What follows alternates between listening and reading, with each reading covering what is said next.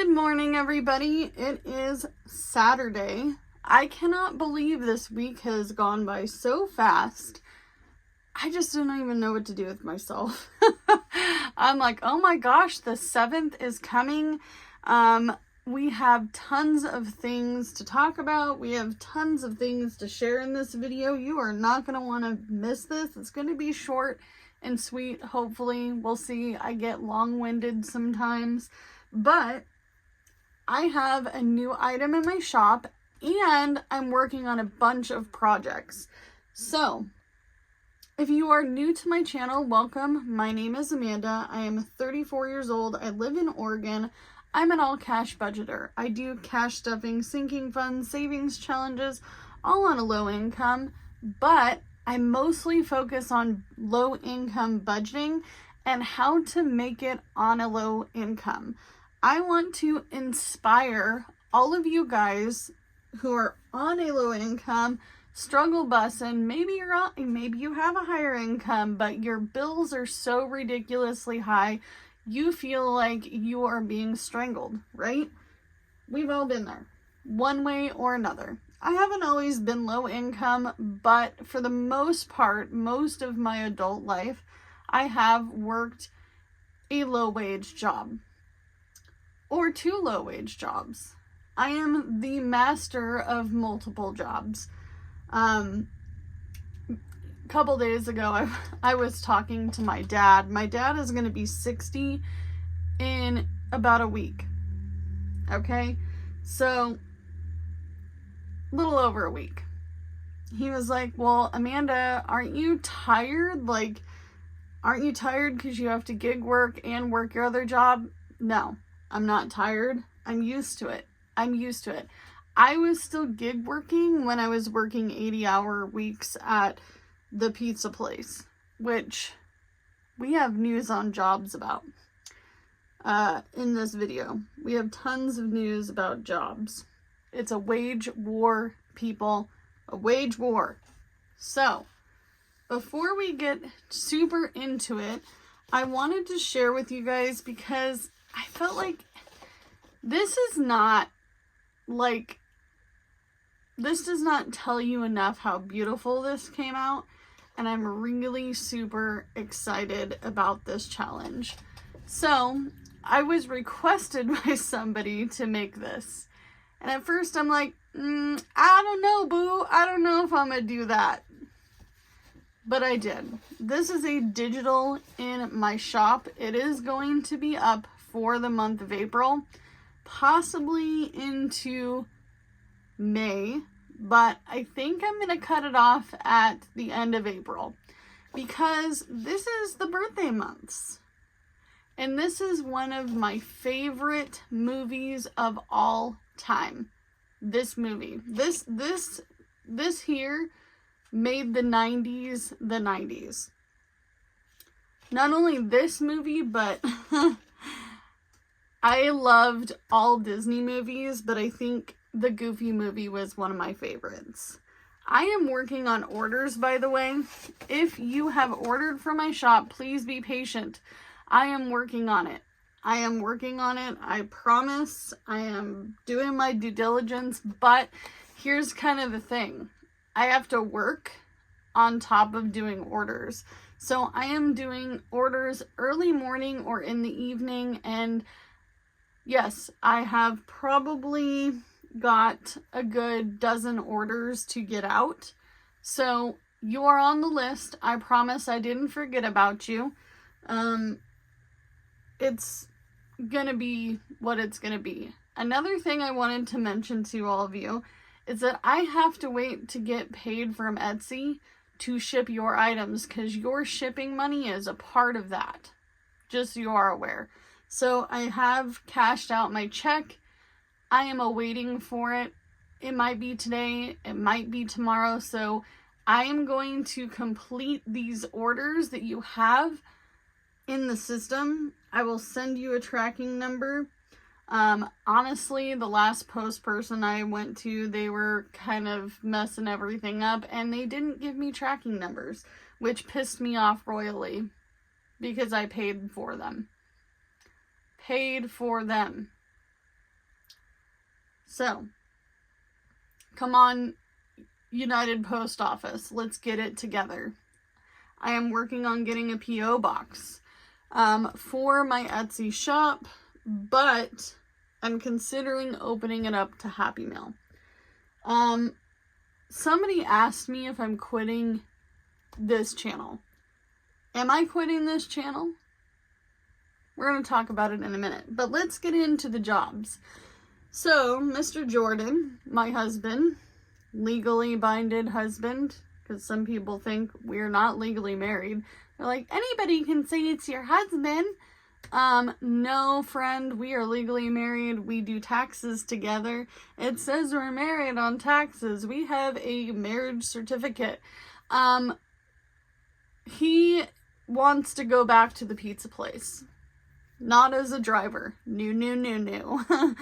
Because we're not gonna drive to the city to be a driver. It doesn't make sense. It's a lot of freaking miles. For the pay he gets there, which is a little above minimum wage, but he wants to go back there. Cool. You do you, boo. If that's the job you want, I'm gonna support it. But we are in a wage war. He's gonna ask for more. If he is rehireable. With that company, don't even get me started. I'll just say with that company, you never know. I'm sure that they would love to have me back, but no, I am not your glorified shift lead. Not glorified shift lead if I'm going to be a GM or an assistant manager, which is what I was told by the district manager. I don't do disrespect. I don't want to be talked down to. I don't want to be treated like crap. So for me, that's not me. We talked about times of which he could work, so that way it works with our schedule. With kids and obviously nighttime driving. You know, you don't want to be driving in the middle of nowhere at midnight. Sorry, folks. No job's worth that. However, we're kind of in a wage war because I applied for a bunch of jobs. I have an interview on Monday for a job locally in my town. It's a pretty decent paying job with tips. However, it is a restaurant, but it is a higher end restaurant. So that means I could go back to food. Am I going to be going back to fast food? No, never. I've retired. I'm done. But we're going through a wage war in our area because here's the thing. All these fast food, retail, low wage crap jobs that nobody wants, they can't hire anybody because they are offering minimum wage, which minimum wage in my suburb area is $13.20 an hour, but the average rent is anywhere between, here in this town, $1,500 to $1,800 for rent, and that's a 2-bedroom 1-bath apartment, no washer and dryer, no backyard, none of the things. Slumlords of the United States, right here in the CO of Oregon. I will say this, that I know tons of people my age, tons of friends, tons of people I know from jobs that are like, I'm searching. I am searching for something better. And if I find something better, I'm taking it. No 2-week notice. Sorry, boo, you paid me crap. If you are in that situation, time to start looking. Even if you think there's nothing out there, it's taken me months to find these jobs. I will say the craft store is a decent job. It's decent, but it doesn't come with hours. Am I going to drive 40 miles to go to a job that doesn't have hours?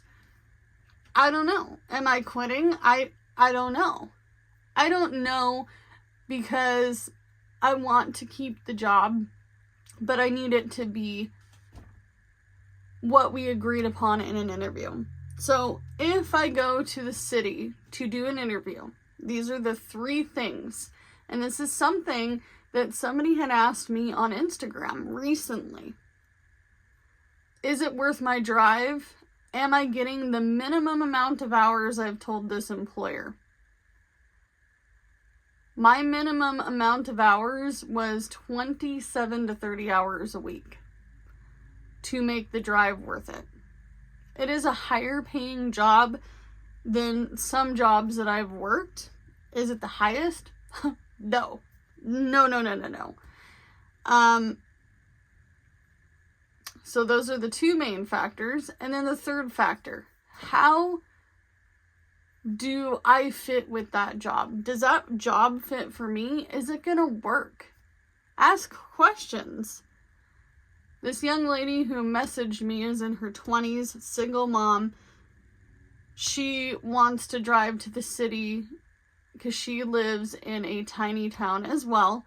I believe somewhere in a southern state.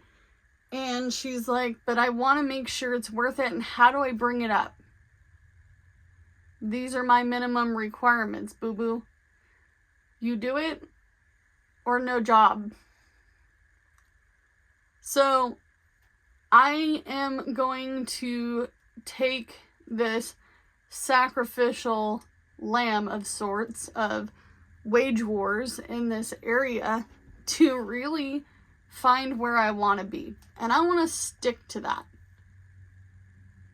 Not just what I want to be, we'll rephrase it, what I need it to be. Okay?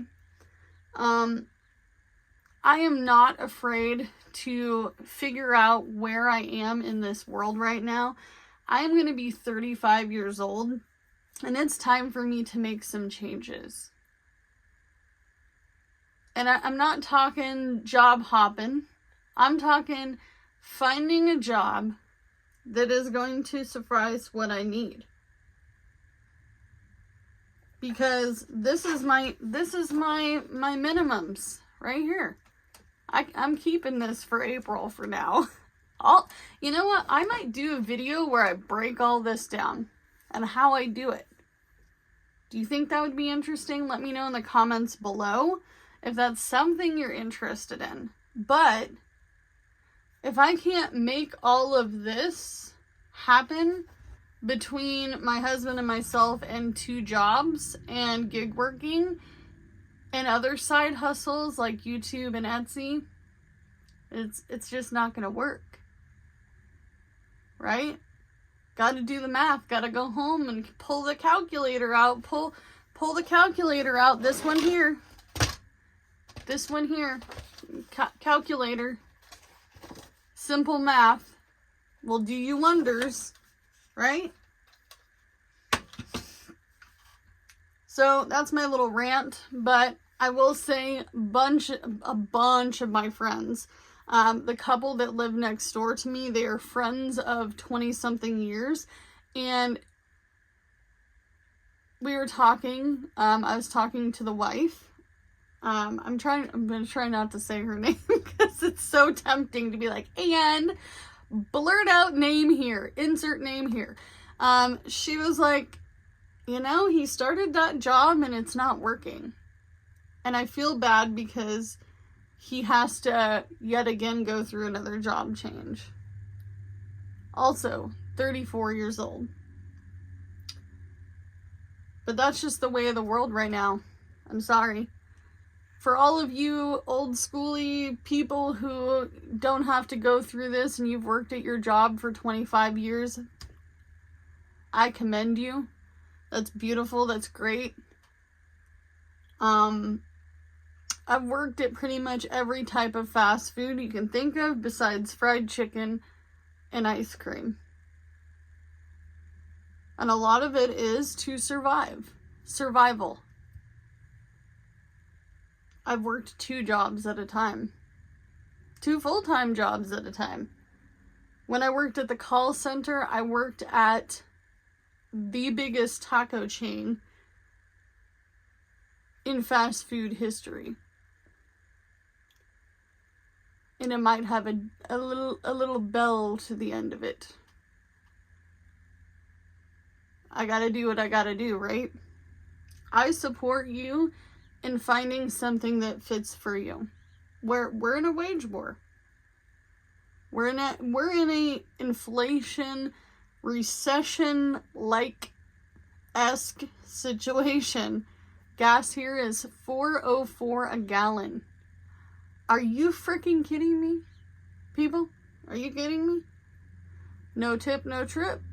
I'm telling you that. No tip, no trip. So, am I quitting YouTube? The answer is no. I'm not quitting YouTube. However, I am really considering doing a second channel, like a side hustle. It's something fun. Something fun that isn't budgeting, that isn't money, that isn't savings challenges. Something just for me to reach out in a different way. This is always going to be my main channel if I decide to do that. However, I've thought about it. I've thought about it deeply.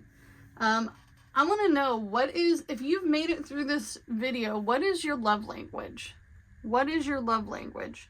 That can be whatever you want to give to people. What is the thing you do? Maybe you're a helper and you want to help everybody. I'm a helper. It's not my love language, but I'm a helper. But that is somebody's love language out there. Maybe you are a gifter. You love to gift things, whether it be financial related, homemade, whether it be gifting your time.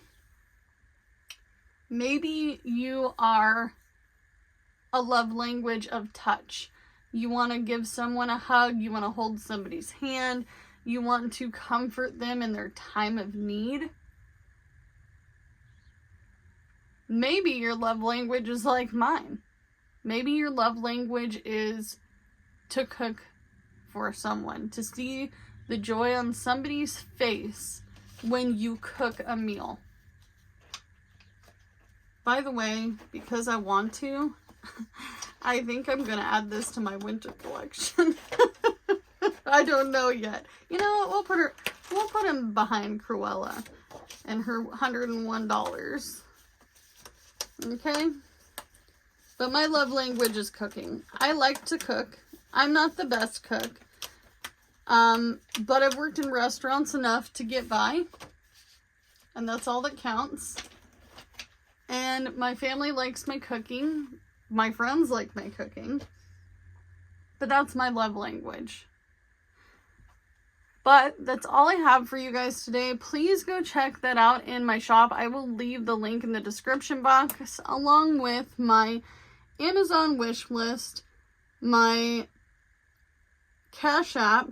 If you ever want to Cash App me some gas money, woohoo, that'd be amazing, because we go through a lot of gas, especially with the procedures that I'm having coming up. We are going to have to go to town, the city, however you want to say it, a little bit more often than normal. But all the links will be in my description box. Do what you can with what you got, and I'll see you guys in the next one. Bye, guys.